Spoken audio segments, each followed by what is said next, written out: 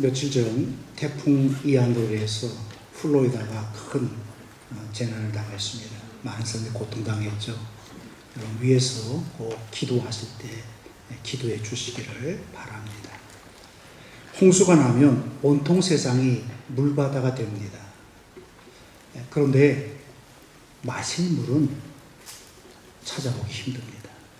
물은 많은데 마실 물이 없어요. 세계 인구가 70억이라고 하지만 막상 필요한 일꾼을 찾으려고 하면 쉽지 않습니다. 많은 사람들이 있는데 일하려고 하면 일할 사람이 없어요. 여러분, 목사들이 참 많습니다. 그런데 버밍의 교회가 목사님을 찾으려고 하니까 의외로 목사님 찾기 어렵죠? 분명히 많아요. 그런데 막상 필요한 사람을 찾으면 없다고 하는 거예요. 교회에도 교인은 많습니다. 하지만 하나님이 찾으시는 일꾼은 적어요. 예수님이 말씀하셨습니다. 마태복음 9장 30절에 37절에 추수할 것은 많되 일꾼은 적다. 여러분, 이러한 때에 진리의 파수꾼으로 사명을 감당해야 할 교회는 일당백을 할 수 있는 그런 일꾼이 필요합니다. 지금 버밍에게 주시는 말씀입니다. 이 교회에 일꾼이 필요해요. 오실 목사님을 비롯해서 교회를 섬길 일꾼들이 지금 필요합니다. 근데 너무나 없어요. 일당백이라고 하는 말은 혼자서 능히 100사람을 감당한다는 뜻입니다. 오늘 교회는 이런 일당백하는 일꾼이 필요합니다. 사회에서도 여러분이 그리스도에 나가서 일당백하는 그런 그리스도인이 되어야 돼요. 교회에서만 큰 소리 치고 사회에 나가서는 그냥 꼼짝 못하는, 입 한번 벌리지 못하는 그런 사람이 되어서는 안 된다는 거예요. 오늘 본문을 보면 싸움을 준비한 군대 장관들이 헤브론에 모여서 다윗에게로 나왔습니다. 그들이 모인 목적은 하나님의 말씀대로 사울의 나라를 다윗에게로 돌리기 위한 것이었어요. 여러 지파에서 싸움에 싸울 용사들이 나왔는데 많이 나온 데는 5만 명이 나왔고 적게 나온 데는 3천 명의 군사들이 모여서 나와서 다윗을 도와 싸우려고 했어요. 오늘 성경에 보면 이사갈 자손은 겨우 200명만 나왔다 그랬어요. 200명. 다른 지파에 비하면 너무나 적은 숫자가 나왔습니다. 저는 이 말씀을 묵상하면서 이런 생각을 해봤어요. 이사갈 지파가 적어서 200명만 나왔나? 싸움을 하려면 그래도 머릿수가 많아야 되잖아요. 그죠? 그런데 200명 갖고 싸움을 이길 수 있을까? 이스라엘에 나온 그 200명이란 도대체 어떤 사람일까? 이런저런 생각을 하면서 말씀을 보았습니다. 그러면서 32절 말씀을 묵상하게 되었는데요. 이사갈 자손 중에서 시세를 알고 이스라엘이 마땅히 행할 것을 아는 우두머리가 200명이니 그들은 그 모든 형제를 통솔하는 자라 그랬습니다. 다른 지파에서는 언급되지 아니한 말씀이 이 말씀 속에 3가지 정도 나타나고 있어요. 이사갈 지파는 사람이 없어서 200명을 보낸 것이 아니라 일당백할 수 있는 리더들, 용사 중에 용사를 보냈다 하는 거예요. 좀 더 구체적으로 이제 말씀을 좀 생각해 보십시다. 그 200명은 어떤 사람이었는가? 그들은 시세를 아는 사람들이었다는 거예요. 여기서 시세를 잘 안다는 말은 때를 잘 안다, 정세를 잘 안다는 말로 때에 따라 상황 파악을 잘하는 사람을 가리켜 말합니다. 37절에 다윗을 위해 싸우러 나온 사람의 수가 12만 명이었는데 이사갈 지파는 겨우 200명밖에 되지 않아요. 너무나 적은 숫자입니다. 없는 것 같은 지극히 적은 숫자였어요. 그렇지만 그들은 때를 잘 알아 상황에 따라 대처할 수 있는 뛰어난 용사, 리더들이었다고 하는 거예요. 때를 잘 알고 때에 따라 상황 파악을 잘하면서 대처한다는 것은 매우 중요합니다. 여러분, 전쟁이라고 하는 것은 상황이 수시로 변합니다. 전쟁에서 이런 수시로 변하는 그 순간순간마다 때를 잘 알고 상황을 파악해서 대처를 잘해야 싸움에서 승리할 수 있어요. 그걸 파악하지 못하면 전쟁에서 패하게 되어 있다는 겁니다. 이 모든 것에는 다 때가 있어요. 때를 놓치면 호미로 막을 것을 가래도 막지 못합니다. 때를 놓치면 큰 손해를 보고 낭패를 당할 뿐만 아니라 돌이킬 수 없는 그런 일들이 생겨나요. 그리고 인생에서 실패하는 낙오자가 됩니다. 오늘 우리가 사는 때를 분별해야 합니다.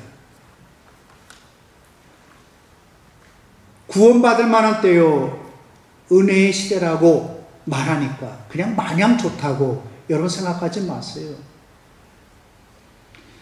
하나님의 말씀에 귀를 기울여보면 이런 말씀도 있습니다. 세월을 아끼라, 때가 악하니라. 여러분, 정신 차리지 않으면 사탄의 시험과 공격에 넘어지고 실패하는 낙오자가 돼요. 사탄이 우는 사자와 같이 삼킬 자를 찾아 돌아다니고 있다고 하는 거예요. 정신 바짝 차리지 아니하면 여러분 순식간에 사탄의 답이 되고 만다는 겁니다. 지금 말세라 그러잖아요. 마지막 때라 그럽니다. 이 때 놓치면 구원받고 싶어도 구원받지 못해요. 마태복음 25장에 나오는 미련한 5 처녀는 때를 분별하지 못했습니다. 그리고 잠을 잤죠.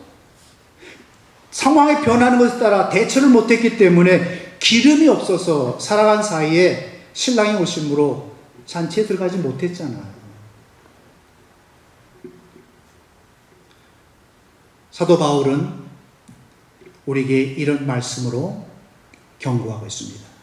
또한 너희가 이 시기를 알거니와 자다가 깰 때가 벌써 되었으니 이는 이제 우리의 구원이 처음 믿을 때보다 가까웠음이니라. 로마서 13장 11절 말씀입니다.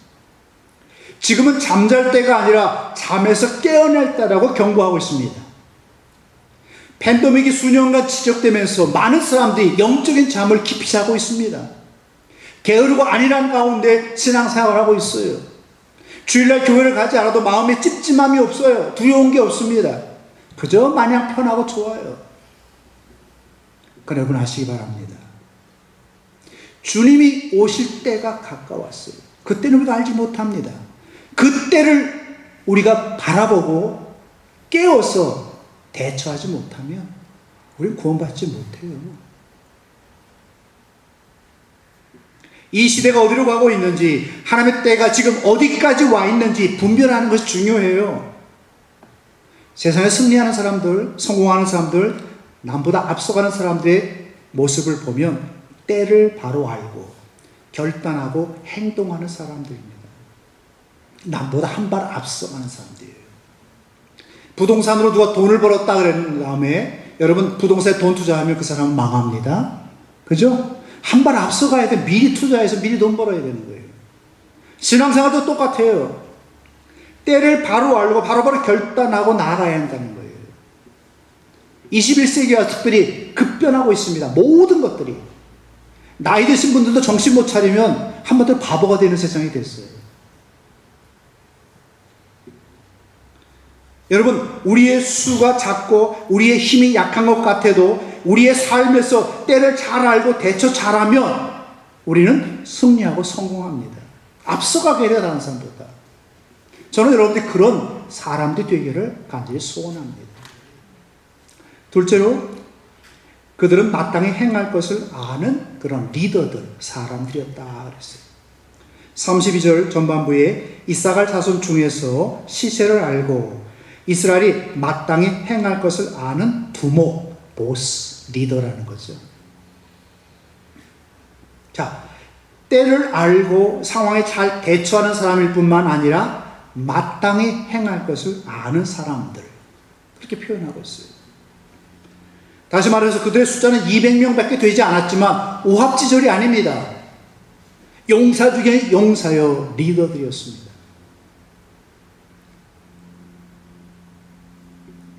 오늘 많은 사람들이 있지만 마땅히 행할 일을 아는 사람은 그렇게 많지 않아요.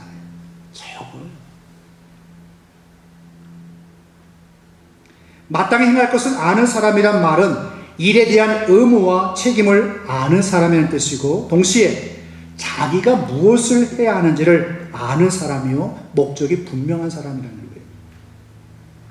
내가 받은 직분이 뭔데, 내가 맡은 역할이 뭔데, 이런 것들을 잘 알고 있는 사람이 오늘 교회 안에 필요하고 사회에도 세상에도 필요하다는 거예요. 마땅히 행할 것을 바로 아는 사람이란 일의 우선순위를 잘 알고 준비를 합니다. 일할 때 맡은 일에 대해서 최선을 다해 성실하게 책임감 있게 감당합니다. 한마디로 마땅히 행할 것을 아는 사람은 충성스러운 사람이라는 겁니다. 하나님께서 일꾼을 세우실 때, 특별히 하나님이 사용하실 때 가장 소중히 보시는 것이 하나 있는데 그게 바로 충성입니다. 사도 바울은 사람이 마땅히 우리를 그리스도의 일꾼으로 하나님의 비밀을 맡은 자로 여길지어다. 그리고 맡은 자들에게 구할 것은 뭐라고요? 충성이라. 일꾼 됐다는 걸 좋아하지 마시고, 여러분이 일꾼이라고 생각하면, 이 교회에 필요한 사람이고 이 사회에 필요한 사람이라고 하면 여러분이 행할 바를 바로 알고 충성해야 한다는 거예요. 적당히 자리만 차고 있다가 쓱 사라지는 그런 사람 되지 마세요. 디모데전서 1장 12절에서 이렇게 말합니다. 나를 능하게 하신 그리스도 예수 우리 주께 내가 감사함은 나를 충성되게 여겨 내게 직분을 맡기셨다. 하나님 어떤 사람에게 직분을 맡기세요? 충성스러운 사람, 충성하는 사람에게 직분을 맡기신다는 거예요. 자, 여러분, 하나님께 충성스러운 사람으로 인정받고 있습니까? 옆에 있는 교인들에게 하나님 앞에서 교회 안에서 필요한 일꾼이라고 여러분 인정받고 있어요?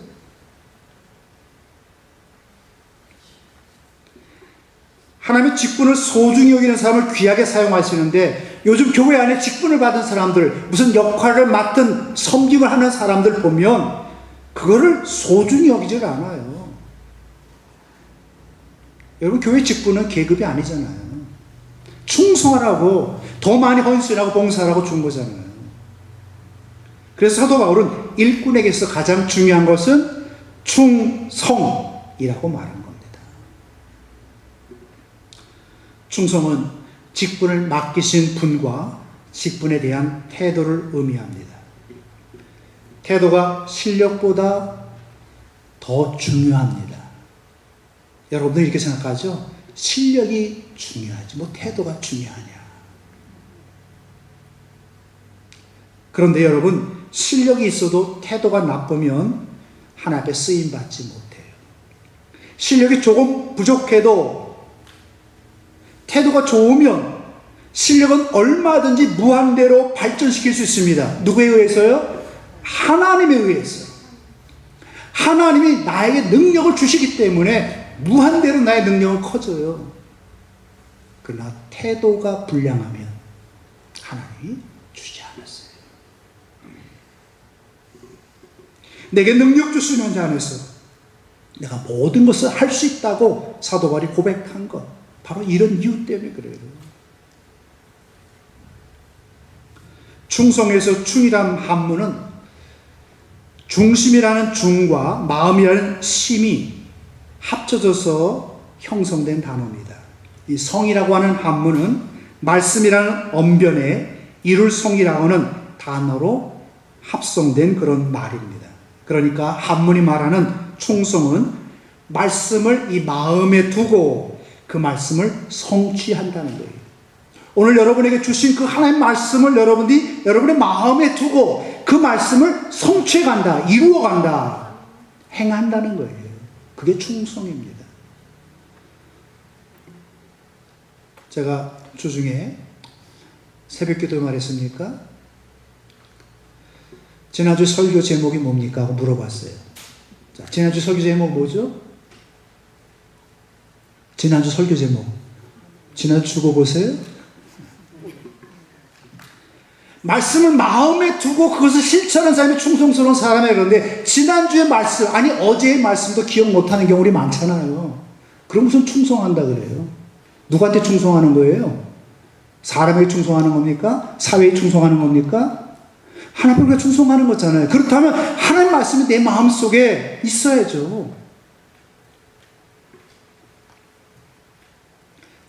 충성된 사람은요, 조그마한 일, 보잘것없는 일, 사소한 일에도 어떻게 해요? 충성합니다. 남한테 보일 만한 거창한 일, 이런 일에 충성하는 게 아니라 지극히 작은 일에도 충성해요. 여기 학생들, 젊은 학생들이 있는데 하나님 앞에 바르게 살면서 충성된 일꾼으로 인정받으려면 학교 생활에서 공부 열심히 해야 돼요. 자기 본분도 못하면서 무슨 신앙생활 한다 그래요. 그건 잘못된 거예요. 충성된 일꾼은 초심을 잃지 않습니다. 처음 내가 하나님 앞에 받은 바 그 은혜, 그 감격, 그 기쁨을 가지고 늘 겸손하게 섬기는 사람, 늘 하나님 앞에서 묵묵히 주의 일을 행하는 사람, 그런 사람이 충성된 사람이라고 하는 거예요. 근데 많은 분들이 처음에는 겸손했던 것 같은데 나중에 보면 변질됐어요. 바뀌었어요.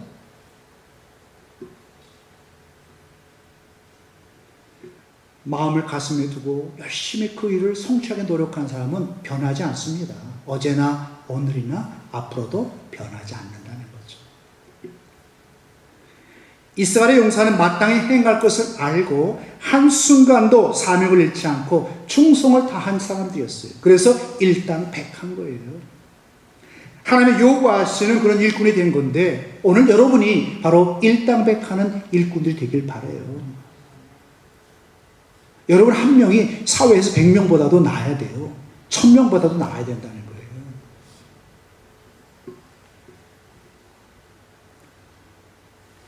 세상에서 일당백할 수 있는 그리스도인들이 되시기를 바랍니다.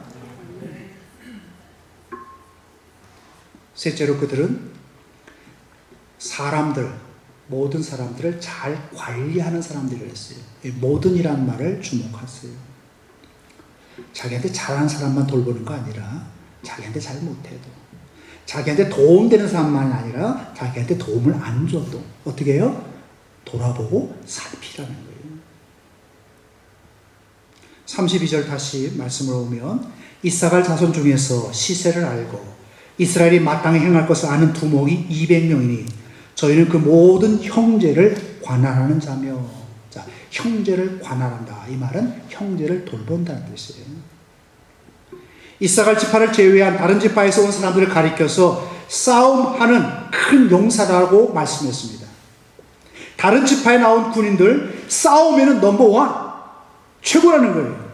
이 말은 싸움 외에는 다른 거 잘한다는 말이에요? 아니에요. 뒤집어 말하면 싸움에는 잘하는 게 없다는 뜻이에요. 그런데 이사갈 용사들은 싸움을 잘할 뿐만 아니라 모든 사람들 다 돌보는 그런 사람이라고 하는 거죠. 여러분, 사람 돌보는 거 참 중요합니다. 교회에서도 여러분 사람 잘 돌봐줘야 돼요. 목사만 돌보고 목장만 돌보고 책임을 맡은 사람만 돌보는 게 아니라 여러분 스스로 여러분 주변에 나보다 약한 사람들, 나보다 힘들어하고 고통당한 사람, 이 사람들 어떻게 해요? 다 잘 돌봐야 돼요. 그런 사람이 많을수록 교회가 든든히 세워져 가고 그런 사람이 많을수록 교회가 큰 힘을 발휘하게 됩니다.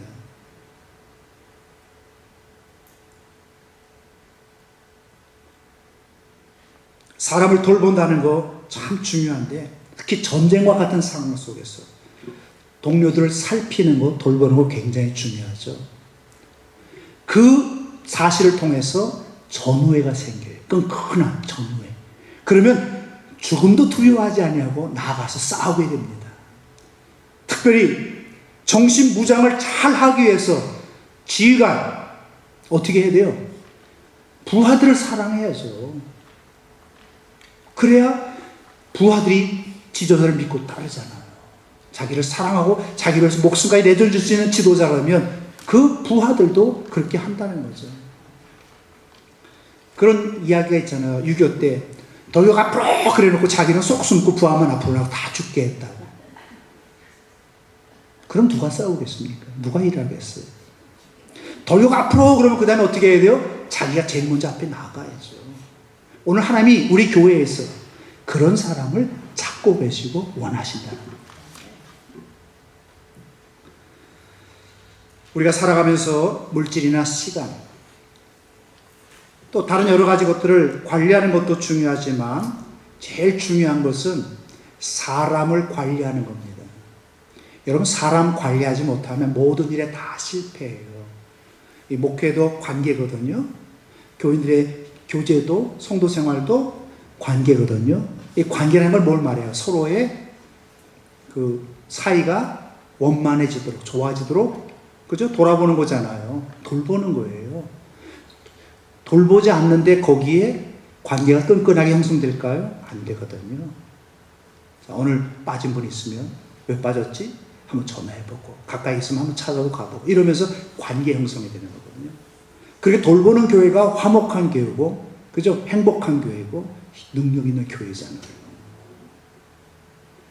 어떤 사람은 세상에서 큰 일을 하려고 하면 가정을 돌볼 시간이나 여유가 없다고 말해요. 하지만 여러분, 위대한 사람들은 자기의 가정을 잘 돌보는 사람들이었어요. 주변에 있는 사람들을 잘 보살피는 사람이었습니다. 제가 한국에서 목회할 때에 많은 목사님들이 우선순위가 교회입니다. 교회에 매진하다 보니까 가정을 돌보지 못했어요. 그래서 많은 목사님들 가정에 자녀들에게 문제가 생겼습니다. 근데 미국에 오니까 한 호스트 패밀리가 저희한테 말합니다. 목사님, 가족도 목사님의 양입니다. 목사님이 돌보아야 할 양입니다. 그때부터 제가 정신도 바짝 차리고 가족을 생각하게 됐어요. 자기 가족도 못 돌보는데 누굴 돌본다고 말할 수 있겠냐는 거죠.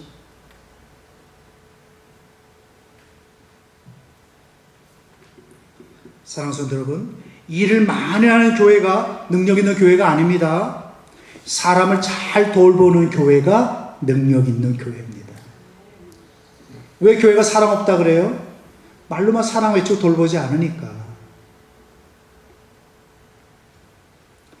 사랑 안에서 돌보고 연합하는 그 교회가 가장 아름다운 교회요. 하나님이 기뻐하시는 교회요. 이상적인 교회입니다. 수가 작다고 할지라도 서로 돌보는 교회가 될 때 강해집니다. 우리를 가로막을 사탄은 없어요. 적은 없어요. 우리 모두 일당백되어서 하나님의 영광을 위하여 멋진 역사를 만들어갈 수 있습니다. 언제요? 우리가 서로를 돌아볼 때. 여러분 믿습니까? 우리가 사는 때는 악해요. 예수님 재림하실 날이 가까이 다가오고 있습니다. 그 어느 때보다도 이러한 때에 하나님은 일꾼을 찾고 계세요. 한 영혼이라도 더 구원하기 위해서 여러분들을 먼저 불러주셨어요. 먼저 불러주시고 다른 사람 좀 돌보라는 거예요. 믿음이 약한 사람 좀 끌어주고, 때론 밀어주고, 아픈 사람 찾아가서 위로해주고, 힘들어하는 사람 사랑의 손길도 펴면서 먼저 돌보라고 우리를 불러주신 거예요. 하나님 뜻에 부합한 이사갈의 용사처럼 일당 백, 일당 천, 일당 만 할 수 있는 할구나님의 하나님의 일꾼이 되시기를 바랍니다. 이 역사를 보면 300대 100만의 전쟁이 있었어요. 이 역사적인 전쟁은 영화 300으로 제작이 되게 되었습니다. 기원전 480년 페르시아의 왕이 이끄는 100만 대군을 맞이해서 스파르타의 왕이 300명의 용사를 이끌고 나가서 싸운 전쟁입니다. 전쟁의 결과는 물론 300명의 스파르타 용사들이 장렬하게 죽는 것으로 끝났지만 이 전투는 그리스도 도시국가들이 단합하는 시간과 용기를 주었고 그 후에는 전쟁에 승리하는 결정적인 계기가 되었어요. 그런데 이 전쟁보다 700년 전에 기드온에 관한 300용사의 이야기가 성경에 기록되어 있습니다. 기드온은 300명의 군사를 가지고 미디안 연합군 13만 5천을 물리쳤습니다.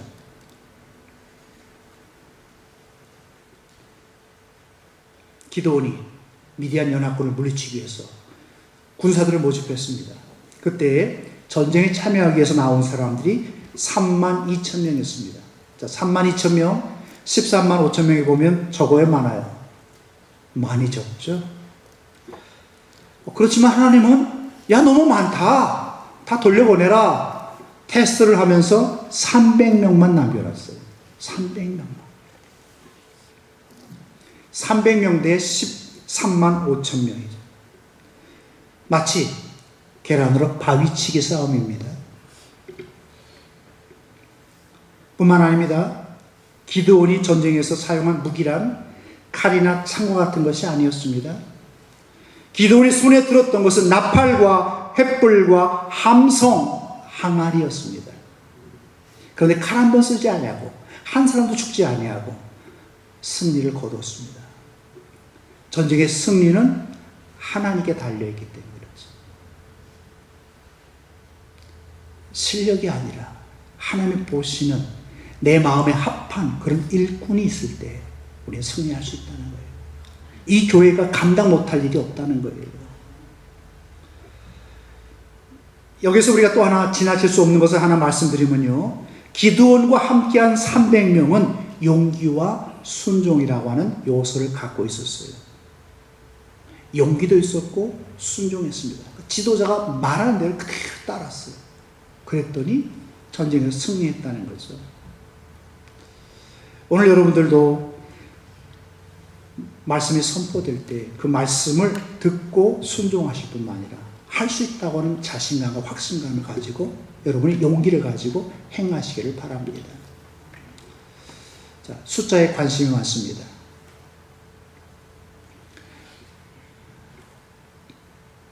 우리 교회 교인은 몇 명입니다.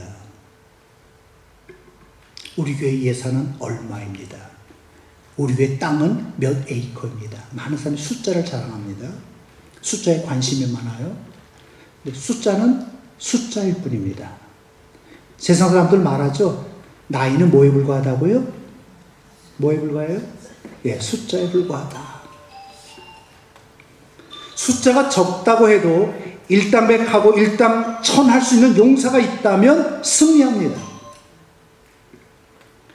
엘리야와 바알 선지자 아사 선지자가 싸웠는데 몇 대 몇이죠? 850대 1이었습니다. 엘리야 선지자 하나와 우상 섬기 선지자 850명과 함께 갈멜에서 싸웠는데 이겼어요. 기드온 용사는 300대 13만 5천 명과 싸웠는데 승리했습니다. 이사가랴 용사도 200명 뿐이었습니다. 숫자가 중요한 게 아닙니다. 누가 중요해요? 하나님이 인정하시는 사람이 중요하다는 거예요. 오늘 이 교회에 몇 명이나 있을까요? 그 중심을 보시고 기뻐하시는 그런 사람이 얼마나 있을까요? 저는 여러분이 그 사람 속에 포함되기를 원합니다. 우리 교회에 이런 일꾼이 필요해요. 그리고 그 일꾼을 부르십니다. 누가 나를 위하여 갈꼬? 이사야를 향해서 하나님 말씀하신 것처럼 오늘 하나님 여러분들을 향해서 말씀합니다. 누가 나를 위하여 갈 것이냐? 누가 나를 위해 싸우고 누가 나를 위해 봉사하고 누가 나를 위해서 복음을 전할 것인가? 오늘 우리 그렇게 말씀하고 있어요. 저는 오늘 우리 교회 안에 이사갈과 같은 일꾼이 있다면 우리 교회가 든든히 세워져 가는 가운데 잃어버린 영혼을 구원하는 구원의 방주가 될 것을 확신합니다. 그리고 이 교회가 화기애애하고 화목하고 행복한 교회로 세워질 것을 믿습니다. 기도하겠습니다.